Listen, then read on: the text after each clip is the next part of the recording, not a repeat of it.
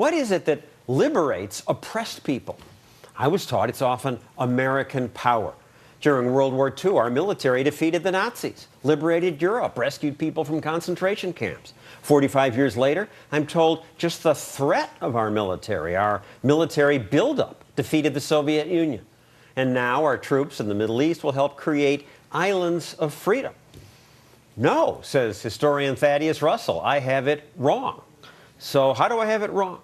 Well, as a matter of fact, in general, American military intervention has increased anti-Americanism and hardened repressive regimes. On the other hand, American popular culture, what is often called the worst of our culture, in many cases has actually done more for liberation and for our national security than anything the 82nd Airborne could do. All right, well, let's talk about the Soviet Union. Sure. My understanding, it was Reagan's military buildup. They spent so much competing, they couldn't do it, they collapsed. Well, as a matter of fact, it collapsed from within. It didn't collapse from without. There was never an invasion. There was no military conquest of the Soviet Union.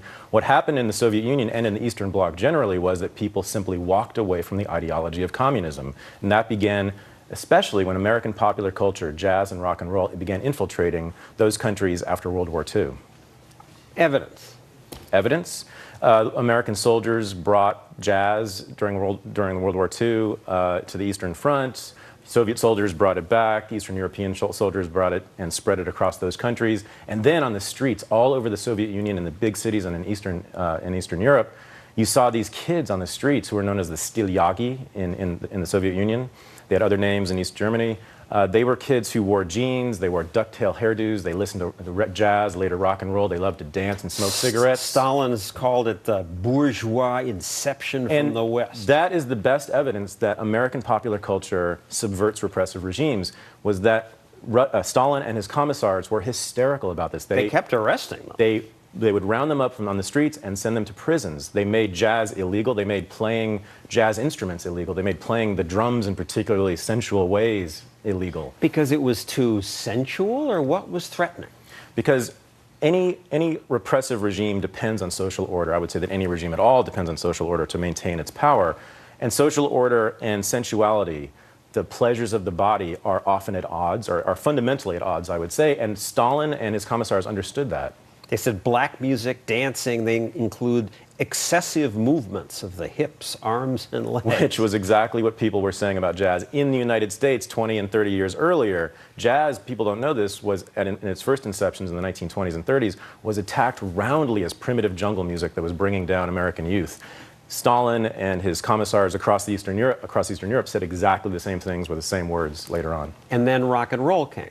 And that was even more threatening. It became even more popular than jazz. There were hundreds of thousands, possibly millions of rock fans across Eastern Europe. By the 1980s, disco and rock in the 1980s were enormously popular throughout the communist world. That they felt they had to relax the rules because they were losing. By the 80s, it was simply too late. Once Gorbachev comes into power, institutes glasnost, he sees that if he continues to try to repress this energy, this desire for freedom and pleasure, he would lose. So he let it go. Western acts came in, and it took off from there.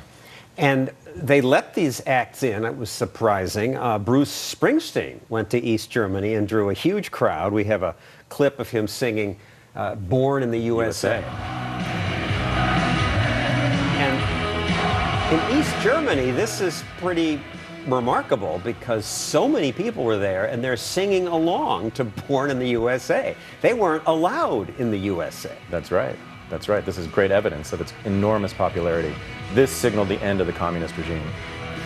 All right, I can see how the music had a big effect, but I would think a much bigger effect would just be raw consumerism, having choice. They wanted the stuff that we have, the phones, bikes, cars. I actually was in the Soviet Union in 1986, and when I walked into Red Square in Moscow, I was immediately swarmed by kids, by youth and young adults who wanted to buy my jeans. And this happened to any American who showed up in the Soviet Union.